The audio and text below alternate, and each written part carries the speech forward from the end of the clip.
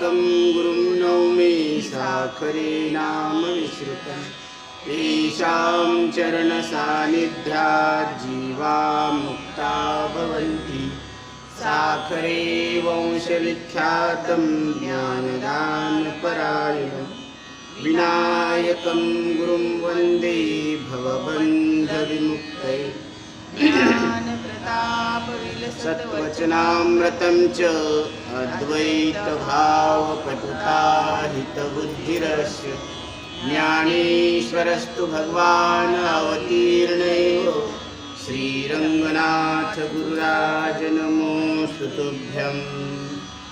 श्री दक्षिणमुखी हनुमान मंदिर, क्रांती चौक, सेलू, जिल्हा परभणी या ठिकाणी चालू असलेल्या आचार्यांचे दशश्लोकी प्रकरण आणि या प्रकरणातील 9व्या श्लोकाला आरंभ झालेला आहे।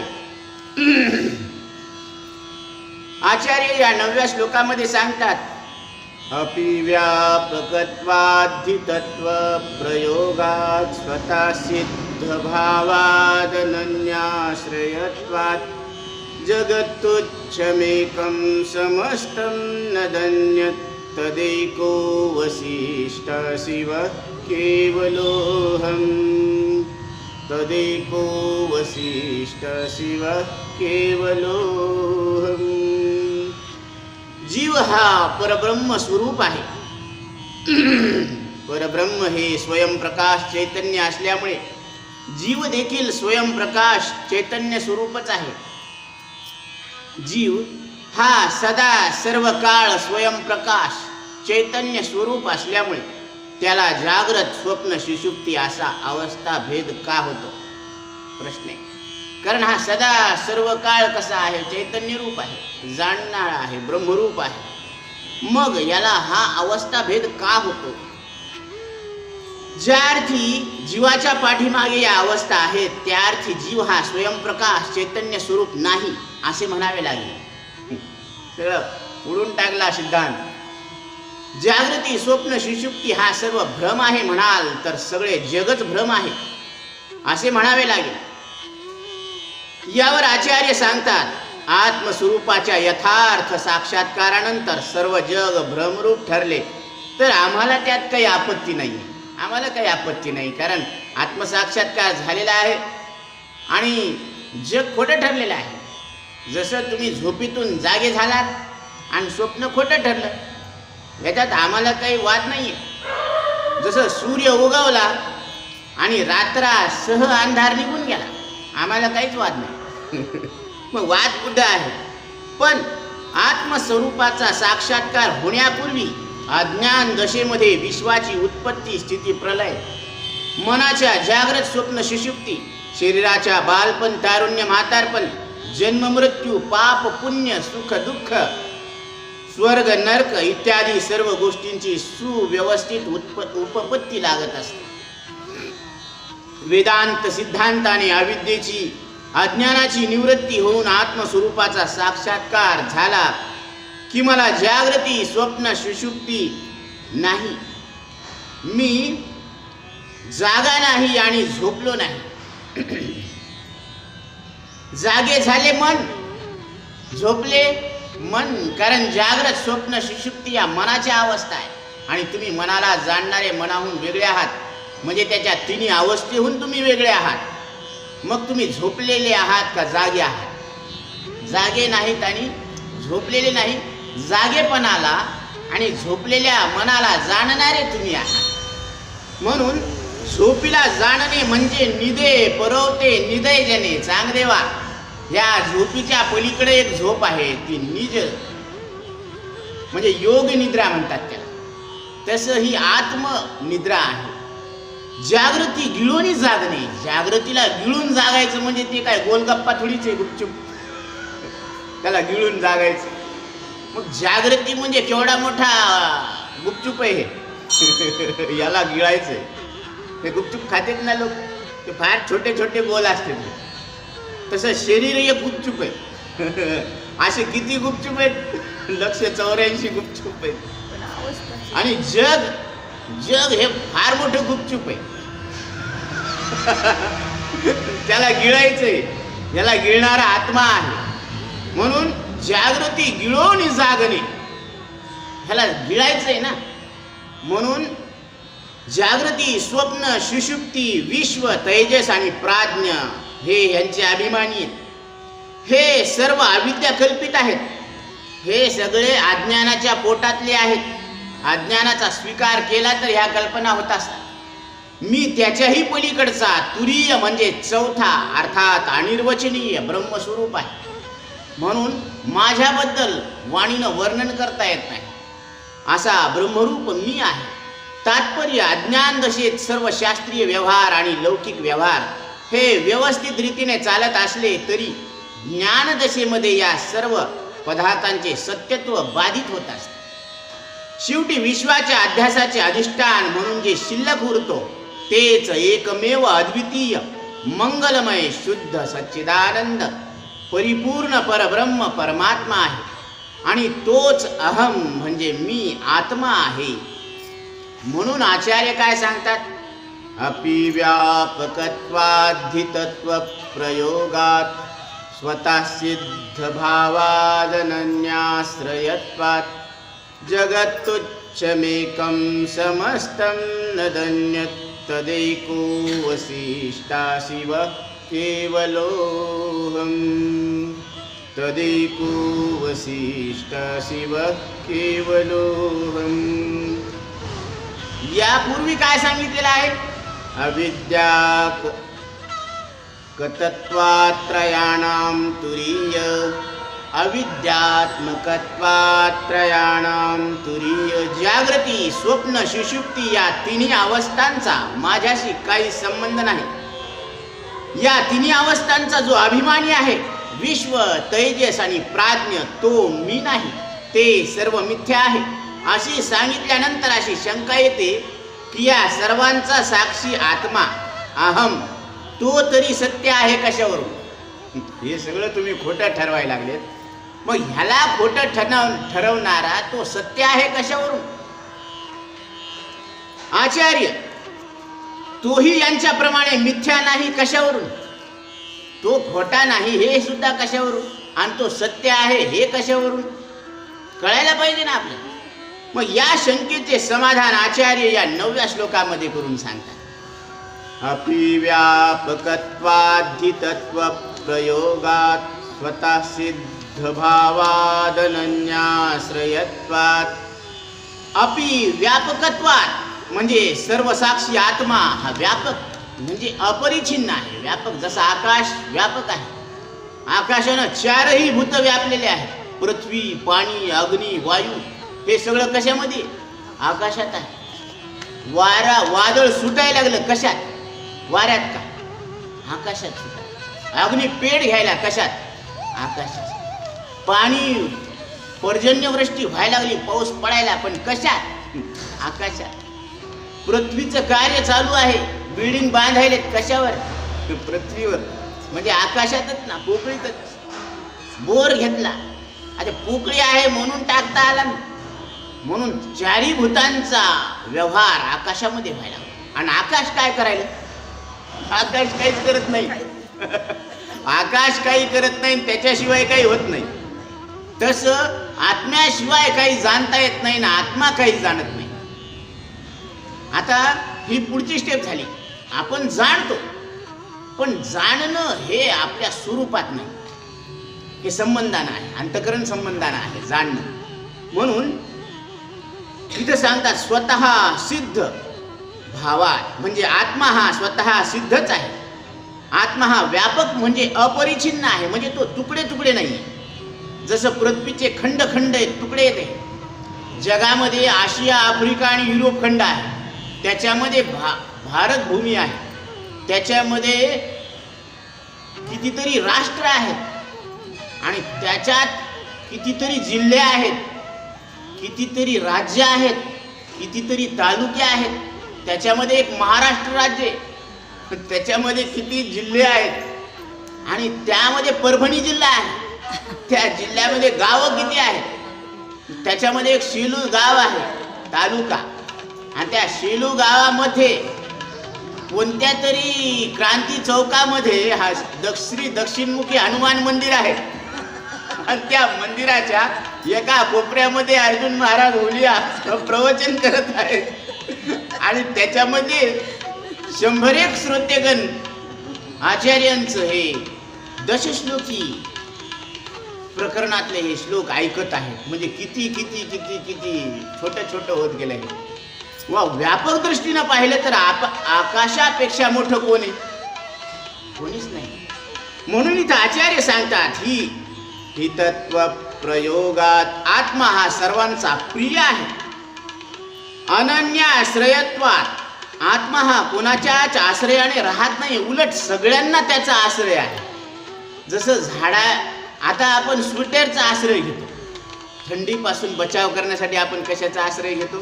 स्वेटर, मफलर, पायमोचे, हातमोचे, मास्क. म्हणून 2 बूंद जिंदगी की कशासाठी? Polio dose.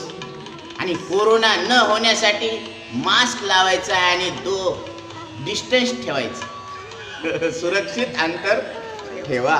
मग हे जसं आपण नियम पाळतो तसं आपण आश्रय घेतलेला आहे. थंडीच्या बचावापासून स्वेटरचा आश्रय. तसं आत्मा हा सगळ्यांना आश्रय आहे. तो कोणाच्या आश्रित नाही. उलट माया सुद्धा चैतन्याच्या आश्रित आहे. पत्नी काम करते सगळ्याची सत्ता घेऊन मालकाची, पण आश्रय कोणाचा आहे? पण मालकाचा. ती लेकरावर अधिकार गाजवायला लागली, नोकरावर अधिकार गाजवायला लागली, पण सत्ता कोणाची? मालकाची. म्हणून मालक आहेत ना, चलू द्या मग. तसं माया म्हणते आहे ना ब्रह्म, चलू द्या आपला विस्तार. मग ती आश्रय ब्रह्माचा आहे. तसं सर्व साक्षी आत्मा हा व्यापक म्हणजे अपरिच्छिन्न आहे. त्याच्यात व्यतिरिक्त प्रतीतीला येणारे विश्वातील सर्व काही परिच्छिन्न असल्यामुळे तुच्छ आहे आणि मिथ्या आहे. साक्षी आत्मा मात्र अपरिच्छिन्न असल्यामुळे मिथ्या होऊ शकत नाही. आणि आपण कसे आहोत? अपरिच्छिन्न आहोत. आपण तुकडे तुकडे नाही. आपल्याला आपण तुकडे तुकडे वाटायलो कशामुळं? या 3.5 हाताच्या देहाला आपण मी समजल्यामुळं. पहा ना तुम्ही, याला मी समजल्यामुळं घर माझं वाटतं, पत्नी माझी वाटते, लेकरं माझी वाटते, मालक माझे वाटतात, बाप माझा वाटतो. आणि ह्याला सोडून दिलं तर समजा हे पागल झालं, तर हे कोण कोणाला बाप म्हणतं का, मुलगा म्हणतो का, आई म्हणतो का, मालक म्हणतो? ते दिसत नाही का? खातो पितो दिसतो चलतो बोलतो, पण कोणाला मानत नाही आपलं. हे पागल मनाचं लक्षण आहे. तसं पागल मनामध्ये अहम ममता नसते. पण शुद्धी महत्वाची असते, तिथं बंध असतो ना. आणि बंध निवृत्तीसाठी मनुष्य देह. म्हणून ह्या 3.5 हाताच्या देहाला मी समजल्यामुळं आपण अल्प वाटायला लागलो. म्हणून त्यांनी सांगितलं की घेई आपोषण ब्रह्मांडाची, संकोचुनी कार्य झालासी लहान. संकुचित वृत्ती का ठेवली आपण आपल्याला एवढेच का मानायला लागलो? याच्या पलीकडं हरीची दासा हरिदाही दिशा भावे जैसा तैसा हरी एक. हरीच्या दासाला दाही दिशांनी काय दिसतो? हरी दिसत असतो. मग आपण कोणाचे दास आहेत? आपण पैशाचे दास आहेत. सगळीकडे काय दिसायला आपल्याला? पैसा. पैसा मारो आत्माराम, औरत मारो गुरु, बाल बच्चे साधू संत, सेवा किसकी करू? आता मी सेवा कोणाची करू? बाल बच्चेच कोण आहेत? साधू संत आहे. म्हणून इकडे दान धर्म करायचं कामच नाही. आणि औरत मारो गुरु, घरातच गुरु आहे, मग कशाला करू सुरू? म्हणून आणि पैसा मारो आत्माराम. देने को तैयार नहीं और लेने से इनकार नहीं. इस दुनिया में कौन है ऐसा जो पैसों का यार नहीं. कोणाला आवडत नाही पैसे घेणं आणि देऊ वाटत नाही. म्हणून अशा पद्धतीनं कोणत्याही वस्तूच्या ठिकाणी हा परिच्छेद तुकडे हे 3 प्रकाराने पाहता येतात. हा भेद कसा पाहता येतो? परिच्छेद. उदाहरणार्थ घट, तो येथे आहे, इथं घट आहे मातीचा. आता तो इथं आहे पण तिथं नाही. म्हणजे असं आपण म्हणू शकतो हा त्याचा देश परिच्छेद झाला. म्हणजे तो इथं आहे तिथं नाही, हा देश परिचित आहे. तिकडची जागा मोकळी आहे ना, फक्त एवढीच जागा व्यापलेली आहे. तो पूर्वी नव्हता, आता आहे. पूर्वी होता का? कुंभारानं घडवाय पूर्वी होता का? आता आहे, आणि ते फुटला म्हणजे पुढं काय झाला, नाहीसा झाला असे आपण म्हणू शकतो. हा त्याचा काल परिच्छेद आहे. म्हणजे ते निर्माण झाल्यापासून किती दिवस राहिला, माठ आणला आपण, पण 2च महिने चालला, ते तडकला म्हणे, म्हणून त्याचा काल परिच्छेद झाला. घट हा घटच आहे, तो पट नाही किंवा मठ नाही. म्हणजे माठ म्हणजे रांजण नाही किंवा बोळकं नाही, बरोबर आहे. तसं असे आपण म्हणू शकतो, हा त्या घटाचा वस्तू परिच्छेद झाला. म्हणजे त्याच्यासारखी दुसरी वस्तू आहे ना, त्याच्या विरुद्ध. याप्रमाणे जगातील सर्व पदार्थाच्या ठिकाणी 3ही प्रकारचा परिच्छेद असतो, म्हणून ते पदार्थ परिच्छिन्न म्हटले जातात, आणि परिच्छिन्न असल्यामुळेच ते मिथ्या ठरतात. साक्षी आत्मा हा त्रिविध परिच्छेद शून्य आहे. तो अपरिच्छिन्न आहे, म्हणून तो नाशवंत नाही, म्हणजे मिथ्या नाही. मग आपण बदलत नाही म्हणून नष्ट होत नाही. म्हणून विनश्यत्स्व विनश्यन्ति इह पश्यति सह पश्यति, असं जो जाणतो त्यालाच खरं जाणणं म्हणावं. म्हणून या विनाशी व्यवस्थेमध्ये आपण अविनाश परमात्मा आहोत असं जे जाणणं आहे तेच खरं जाणणं आहे, असं श्रीमद भगवद्गीता सांगते. आणि आत्मा हा सर्व साक्षी आहे, त्याचा साक्षी दुसरा कोण असणार. आत्मा सगळ्याला जाणायला लागला, त्याला कोण जाणणार. म्हणून विज्ञा तारमरे केन विजाणीयात, उद्दालक मुनी आपल्या पत्नीला मैत्रीला सांगतात, हे मैत्री, जो सगळ्याला जाणायला लागला त्याला कोण जाणणार. जो सगळ्याला गोड करायला लागला त्याला कोण गोड करणार. गुळ स्वतः अंगाने कसा आहे, गोड आहे. पुरणपोळी गोड झाली कशामुळं, गुळामुळं. आता त्या गुळाला कोण गोड करत, तो अंगानच गोड आहे. तसं तुम्ही अंगानच देव आहात. आहेशी तू अंगा अंगी डोळे उघडी, तुम्ही तुमच्या विवेकाचे डोळे उघडा. तुम्ही म्हणता महाराज आमचे डोळे तर उघडेच आहेत ना. हे डोळे नाही, हे तर मासाचे डोळे आहेत. तुम्ही तुमच्या विवेकाचे डोळे उघडा. आत्मसुख घ्या रे उघडा ज्ञानदृष्टी. म्हणून अंतरीचा ज्ञान दिवा मालवू नको रे, आपुलिया मते उगीच चिखल कालवू नको रे. अंतरीचा ज्ञान दिवा मालवू नको रे. तुम्ही तुमच्या ठिकाणी असलेले जे विवेकाचे डोळे आहेत ना ते उघडा. म्हणून घुंगट के पट खोल तो हे पिया मिलेंगे. कोणता घुंगट आणि कोणता पिया, तर हा जो आत्मा आहे ना तो प्रियतम आहे. ही बुद्धी आहे ना, ह्या बुद्धीनं अज्ञानाचा घुंगट घेतलेला आहे, तो घुंगट टाका. म्हणून अज्ञान हे ज्यावेळेस कारणासहित दुःखाची निवृत्ती होत असते ना, त्यावेळेस अज्ञान हे संपूर्णतः जात असते. ज्यावेळेस सूर्यप्रकाश उगवतो ना त्यावेळेस 10 दिशाचा अंधार आणि रात्र हे निवृत्त होत असतात. तसं ज्ञान सूर्य प्रगट झाला की अज्ञानाची निवृत्ती होत असते. म्हणून जो सर्वांना गोड करायला लागला त्याला गोड कोण करेल. सूर्याच्या प्रकाशाने सर्व पदार्थ पाहता येतात, पण सूर्याला पाहण्याकरता कोणता प्रकाश उपयोगाला येणार. आता एक जण पोथीला येत असताना दिवा घेऊन आला. ती म्हणले कशाला आणला हे दिवा. ती म्हणले सूर्य पाहायला आणला महाराज, तुम्हाला कळतं का. मी म्हणलं मला नाही कळत. हे दिवा कशाला आणला, साजूक तुपाचा आणला.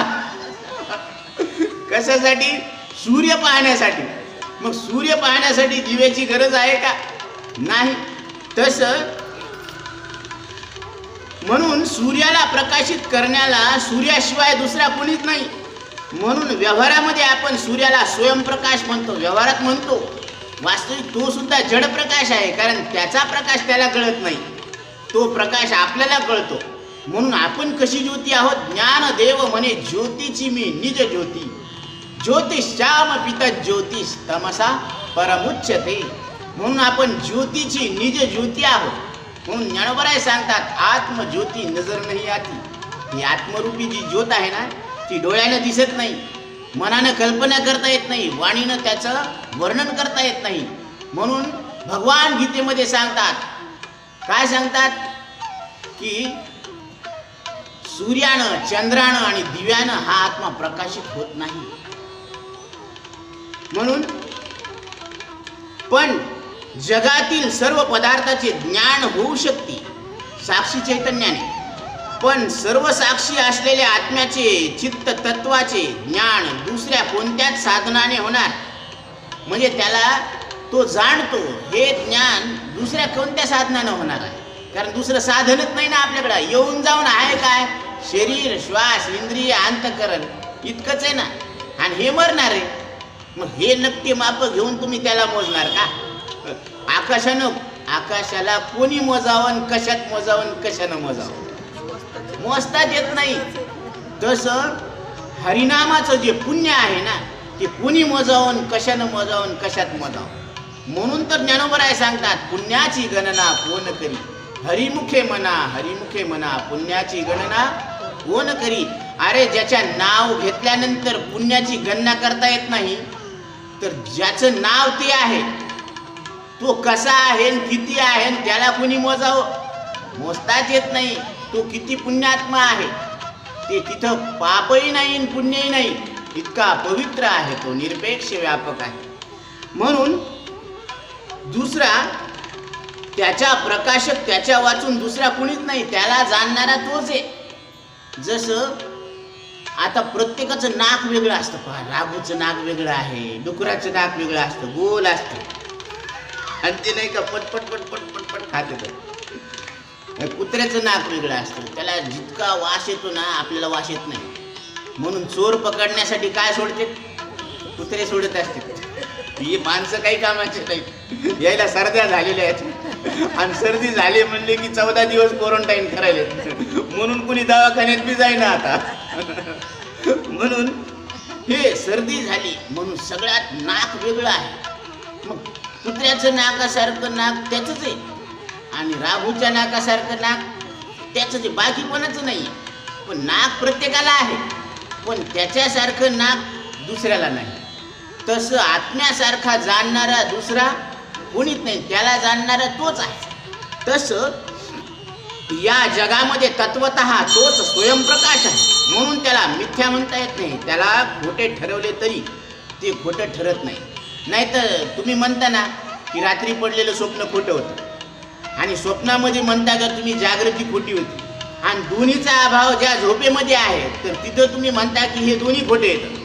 आणि आता झोप नाही म्हणून तुम्ही म्हणता की झोप खोटी आहे. आता तुम्ही सगळ्याला खोटं ठरवलं ना, मग जे तुम्ही खोटे ठरवणार आहेत ना तर त्याला आता तुम्ही खोटं ठरवा. म्हणा ना मी खोटा आहे, मी खोटा आहे, मी खोटा आहे. पण मी खोटा आहे म्हणणारा खरा आहे ना, ते बुडाला सत्य तेच आहे. म्हणून आपला केला तरी बाद होत नाही. म्हणून खोटे ठरवले तरी तो खोटा ठरत नाही आणि संसार बळच खरं मानलं तरी तो टिकत नाही. म्हणून तुकोबराय काय सांगतात, कासया हा सत्य मानिला संसार, काय केले चार माझे माझे. बळच संसार खरं मानायला लागलो तर आपण ते खरा व्हायला का होत नाही. आणि ज्ञानोबराय सांगतात, लटिका व्यवहार सर्व हा संसार, वाया येर झार हरी विन. हा व्यवहार कसा आहे? लटका आहे. लटका म्हणजे खोटा आहे. लटके माझे, लटके तुझे, लटके ओझे लटक्याचे. ह्याचं ओझं बी कसं आहे? लटकच आहे. आणि माझेपणा सुद्धा कसा आहे? लटकाच आहे. म्हणजे सगळं खोटं आहे इथून तिथून. म्हणून भूत भौतिक विश्व या प्रपंचाचे अधिष्ठान असलेला तो आत्मा, त्याचे अधिष्ठान या जगामध्ये त्याच्याशिवाय दुसरे कोणीच नाही. म्हणून दोरीशिवाय सर्प कोणाला अनुभवाला आला नाही. भ्रम जो झाला तो दोरीवरच झाला. आणि कळाली तरी काय कळाली? दोरीच कळाली. इथं सर्प नव्हताच. तसं आहे काय? देवच आहे. म्हणून जगजोगी जगजोगी जाग जाग बोलती, जागता जगदेव राखा काही भाव. म्हणून काहीतरी सत्यावर भाव ठेवा. म्हणून इथं दुसरं कोणीच नाही. म्हणून त्याला स्वप्रतिष्ठित म्हणतात. नांतो न च आदिर न च संप्रतिष्ठा. म्हणून ह्याला अंत नाही, ह्याला आदी नाही. अंत ही आरंभ आहे, पण ह्याला अंतच नाही ना, म्हणून आरंभ सुद्धा नाही. म्हणून हा स्वतः प्रतिष्ठित आहे. स्वे महिमनी प्रतिष्ठित असे त्याचे उपनिषदामध्ये वर्णन केलेले आहे.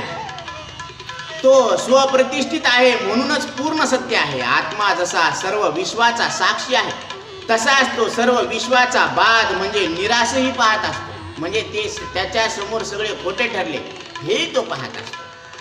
त्याचा कधीच बाद होत नाही. नाहम म्हणजे मी नाही अशी कधीच कोणाला प्रतीती येत नसते. म्हणूनच आत्म्याचा अभाव कधीच सिद्ध होत नाही.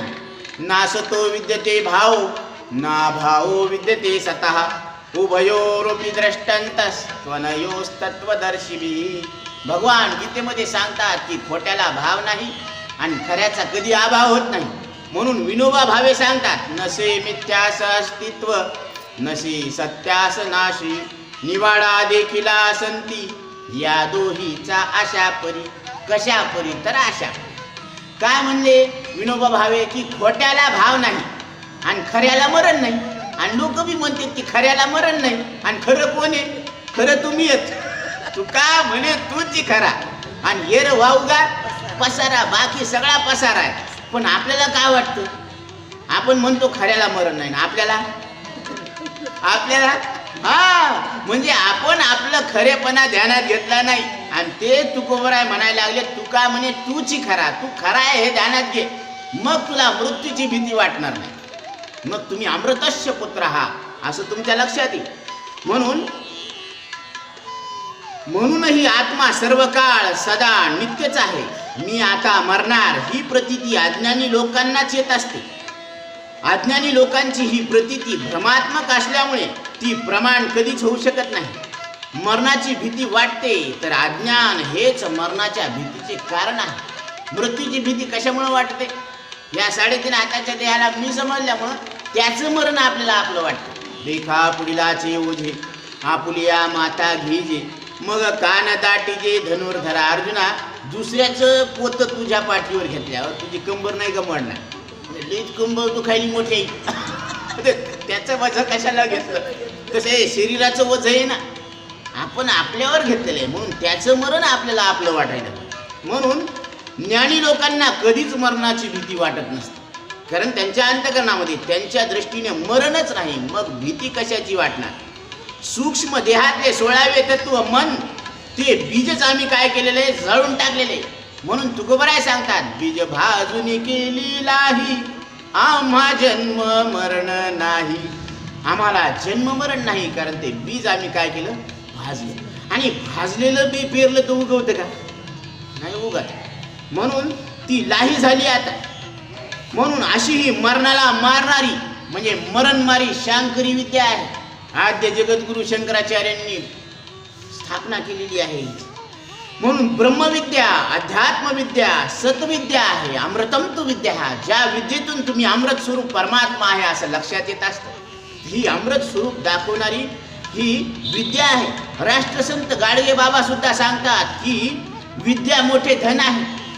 आपल्याला आज विद्या मिळाली नाही, जेवढी काही मिळाली म्हणून आपल्याला मजुरी तरी मिळाली, पण आपल्या मुलांना आपण शिक्षण दिलं नाही, विद्या दिली नाही, तर उद्या चालून त्यांना मजुरी सुद्धा मिळणार नाही, त्यांना बूट पॉलिश करावा लागेल. हा राष्ट्रसंत गाडगे महाराजांनी दिलेला काय आहे, शिकवण आहे की आपल्या मुलांना शिक्षण द्या, त्यांना सुशिक्षित करा, त्यांच्या जीवनातल्या अडचणी दूर होतील, अंधकार दूर होईल, अज्ञान दूर होईल आणि ज्ञानाचा प्रकाश घेऊन नवीन जीवन जगता येईल. म्हणून तात्पर्य आत्मा नित्य आहे ही गोष्ट निर्विवाद आहे. हितत्व प्रयोगात आत्मा हा सर्वांचा प्रिय आहे, तो निरपेक्ष प्रेमाचे अधिष्ठान आहे. म्हणून सगळे आपल्याला आवडतात, ते आपल्यामुळे आवडते, आणि आपण आपल्याला आवडतो तर आपल्यामुळेच आवडतो, आपण दुसऱ्यामुळे आपल्याला आवडत नाही. म्हणून आत्मानस्तु कामायम सर्वम प्रियम भवती. ही उद्दालक मुनी आपल्या पत्नीला मैत्रीला सांगतात, हे मैत्री, मी जे तुला आवडतो ना ते तुझ्यामुळं नाही, माझ्यामुळं, आणि तुला जे मी आवडतो ना तर माझ्यामुळं नाही, तुझ्यामुळं. म्हणजे परम प्रीतीचा विषय ज्याला तोच आहे. म्हणून आत्म्यावरचे अनन्य प्रेम हे लौकिक व्यवहारानेही सिद्ध होत असते. मान भुवम ही भूया समिती प्रेमात्मनिक्षते. मी नसावे असे कधीच कोणाला वाटत नाही. मग प्रत्येकाला कसं वाटतं, मी 4 दिवस अजून टिकावं, लवकर जावं वाटतं का टिकावं वाटतं? खायले प्यायले कशामुळं, टिकण्यासाठी मी असावे असेच सर्वांना वाटत असते. हे आत्म्याविषयी असलेले निरपेक्ष प्रेमाचेच द्योतक आहे. तो प्रिय स्वरूप आहे, म्हणूनच आनंदरूप आहे. आणि अद्वैत मकरंदामध्ये असा विषय आलेला आहे, अहम अस्मी सदा भामी कदाचित नाहमा प्रिया, मी आहे आणि मी नेहमीच आहे आणि मी मला नेहमी प्रिय आहे. आता आपल्याला सगळे आवडतात, ते आपल्यामुळं आवडतात, त्याच्यामुळं आवडतात का? सुनाला सासू आवडते, सासूमुळं का सुनामुळं? काम केलं तर आवडते, नाही तर नाही आवडत. आणि सुनाला आवडते ती तिच्यामुळेच आवडते. म्हणजे परम प्रीतीचा विषय ज्याला तोच आहे. म्हणून हित म्हणजे सुख आहे आणि आत्मा हा सुखस्वरूप आनंदरूप असल्याचा उपनिषदातील अनेक वाक्यातून प्रयोग केलेला आहे. अशा रीतीने श्रुती प्रमाण वरूनही आत्मा नित्य आनंद स्वरूप असल्याचे सिद्ध होते. स्वतः सिद्ध भावात असं सांगतात ना. म्हणून विश्वातील सर्व पदार्थांची सिद्धी ही आत्म्यावर अवलंबून आहे. पण आत्म्याची सिद्धी ही कोणावर अवलंबून नाही. आत्मा स्वतः सिद्ध आहे. स्वतः सिद्ध म्हणूनच तो नित्य आहे. अनन्याश्रयत्वात म्हणजे आत्मा हा कोणाच्या आश्रयाने राहत नाही, उलट त्याच्याच आश्रयाने सर्व काही राहत आहे. म्हणूनही आत्मा नित्यच आहे. तदन्यत एतत् म्हणून जगत तुच्छमेकं समस्तं नदन्यत. समस्तं जगत तुच्छम म्हणजे हे सगळं जग तुच्छ आहे, म्हणजे मिथ्या आहे. आत्म्याहून व्यतिरिक्त म्हणून प्रतीतीला येणारे हे सर्व जे जग आहे ना, ते तुच्छ म्हणजे निरर्थक आहे. सर्वांचा नाश झाला तरी शेवटी सर्वसाक्षी म्हणून जो शिल्लक राहतो तेच एकमेव अद्वितीय मंगलमय शुद्ध सच्चिदानंद घन परमात्मा आहे आणि तोच मी आहे. तदैको वसिष्ठा शिव केवलोहम. पहिल्या श्लोकापासून 9व्या श्लोकाच्या शेवटीपर्यंत आचार्यांनी शेवटच्या चरणामध्ये हेच सांगतात. काय सांगितलेलं आहे? तदेको वसिष्ठा शिव केवलोहम. म्हणजे तद एक, ते परमात्मा एक आहे आणि तेच शिवस्वरूप कल्याण स्वरूप तो परमात्मा मी आहे असं आचार्य आपल्याला सांगतात. मग म्हणे सर्वत्र सच्चिदानंद मीची एकू स्वतः सिद्धू. मग सगळीकडे त्याला काय अनुभवाला यायला लागलं? मीच मी आहे असं अनुभवाला यायला. म्हणून जे जे भेटे भूत ते ते मानिजे भगवंत, हा भक्तियोग माझा निश्चित जाण उद्धवा. जे जे भूत भेटायला लागलं ना ते परमात्माच आहे असं तुम्ही समजा. आणि असं समजलं हीच भक्ती आहे. भक्ती म्हणजे ऐक्य आहे, देवाचं आणि आपलं ऐक्य आहे. असा इथपर्यंत आपला विषय आलेला आहे. राहिलेला विषय आपण नंतर. कुंडलिका वरदे हरिविठ्ठल श्री ज्ञानदेव